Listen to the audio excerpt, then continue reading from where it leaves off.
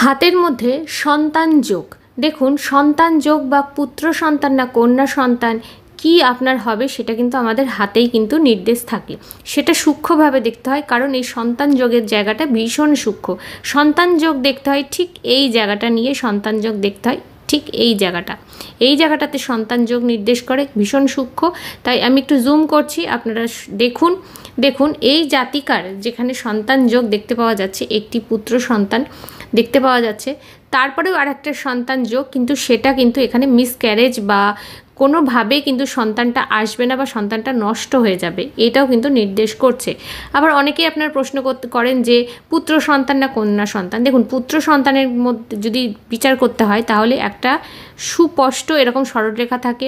কন্যা সন্তানের ক্ষেত্রে কিন্তু এই রেখাটা হালকা এরকম হয়ে যায় বা ছোট হয়ে যায়, অনেক সময় এইভাবে ওয়াই সাইন করে যায়, সেটা কিন্তু কন্যা সন্তান নির্দেশ করে।